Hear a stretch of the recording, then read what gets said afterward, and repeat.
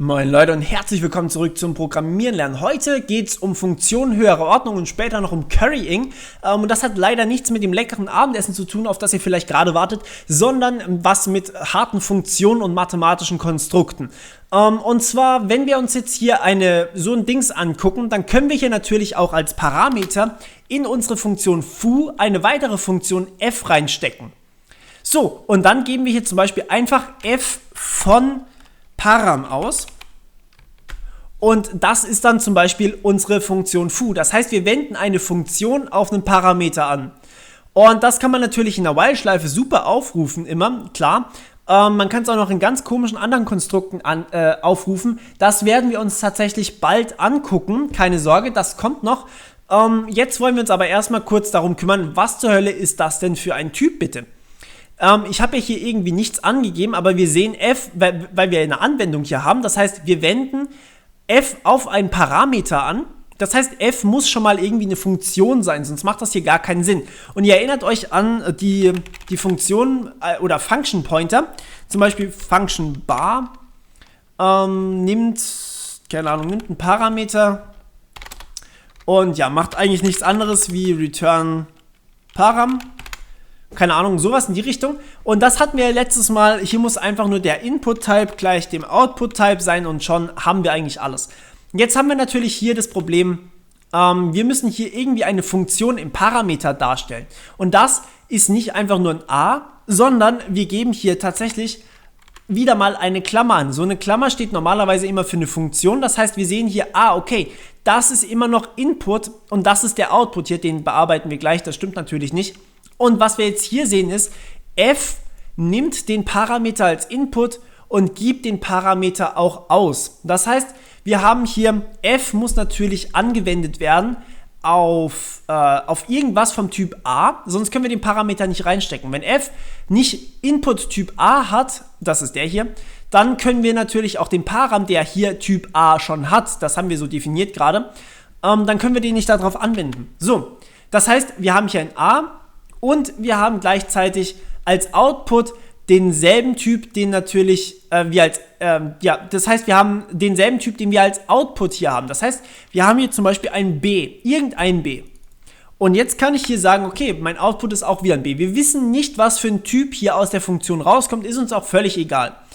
Okay, und was das jetzt bedeutet ist, naja, wir haben jetzt hier einen normalen Parameter vom Typ A. Diesen Typen a können wir in die Funktion reinstecken, denn die sind kompatibel. Der Input muss vom Typ a sein, aber rauskommen muss nicht mehr dasselbe.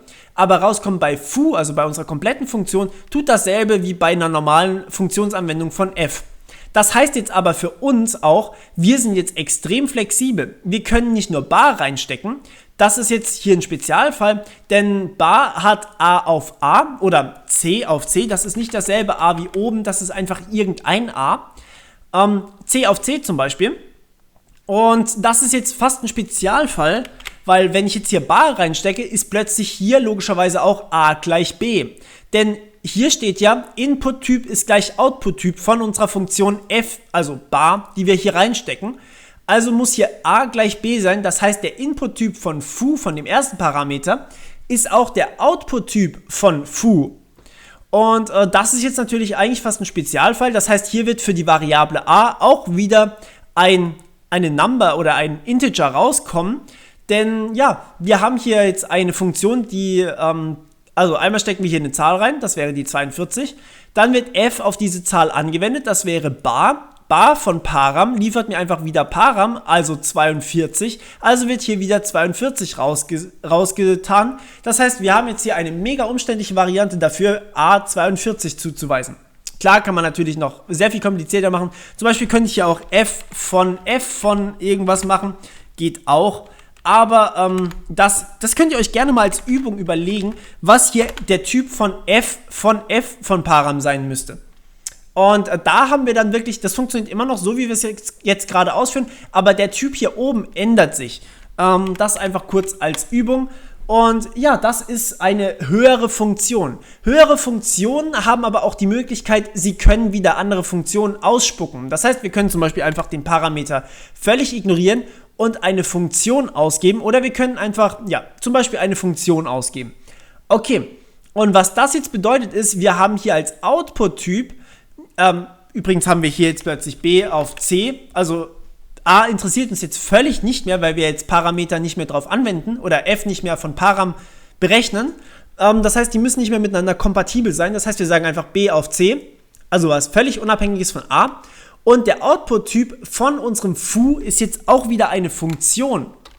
Das heißt b auf c, weil es natürlich dieselbe Funktion ist. Das heißt, wir haben jetzt hier als Output-Typ eine Funktion, wir haben als Input eine Funktion und wir haben hier als Input noch eine stinknormale Variable irgendwas. Ja, und das ist jetzt eine echte, wirklich höhere Funktion, die erstens mal eine Funktion nimmt und eine Funktion zurückgibt. Jetzt machen wir das hier nochmal kurz weg. Das ist natürlich alles nur in unserem Kopf, das muss der Compiler nicht wissen, das ist alles freiwillig. Was wir jetzt hier machen ist, wir bauen uns ein bisschen praktischeres Beispiel und zwar addieren. Wir sagen jetzt hier einfach, wir haben eine Zahl a und wir haben eine Zahl b und rauskommt a plus b. Dann ist relativ offensichtlich und relativ einfach auch, unser Addieren hat folgenden Typ. Und zwar Number als ersten Parameter, Number als zweiten Parameter und rauskommt auch wieder eine Number. Das heißt, wir haben hier einfach Number auf Number auf Number. Wunderbar, ziemlich easy, nicht mal eine Funktion höherer Ordnung. Jetzt können wir aber daraus mit Currying eine höhere Funktion machen. Oder mit einer höheren Funktion und Currying daraus eine neue Funktion machen. Sowas wie eben Function add 3 oder sowas. Oder addieren, also 3 dazu addieren. Und das wiederum braucht nur ein Parameter. Beziehungsweise eigentlich gar kein Parameter. Und was wir jetzt hier zurückgeben, ist folgendes. Wir geben jetzt hier nämlich die Funktion addieren von 3 zurück. Bam. Was habe ich jetzt gerade gemacht? Irgendwas ist doch gerade schief gelaufen. Wir brauchen doch hier 2 Parameter. Naja, es wird sogenannt gecurried. Das bedeutet, ein Parameter wird gesetzt, der andere Parameter wird nicht gesetzt. Und was jetzt hier zurückkommt, ist im Endeffekt eine Teilfunktion von addieren. Das heißt, addieren plus 3. Also im Endeffekt sowas wie return 3 plus Param.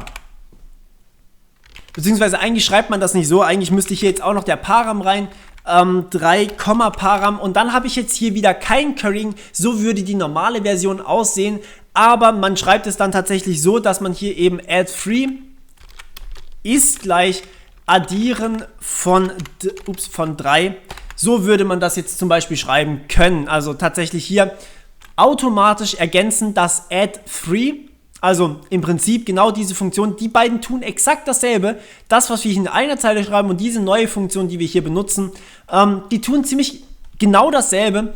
Denn hier wird automatisch ergänzt, okay, add 3 ist addieren von 3. Naja gut, addieren von 3 ist wiederum, okay, wir können hier einen Parameter setzen. Das heißt, das hier wird 3.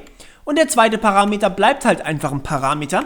Und ja, das heißt, wir bekommen hier wieder eine Funktion raus und das ist auch dann wirklich der Fall. Also das heißt, wir haben hier dann sozusagen einen Parameter ergänzt. Ich schreibe jetzt hier eigentlich den Typen nicht hin, der dürfte eigentlich klar sein.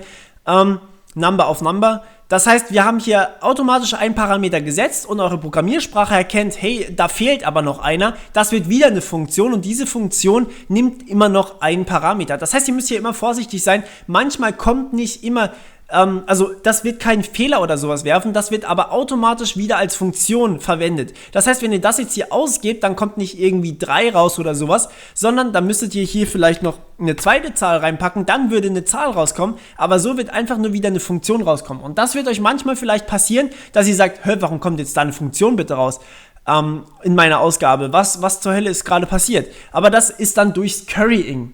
Und ja, das ist eben dieses unvollständige Funktionen benutzen.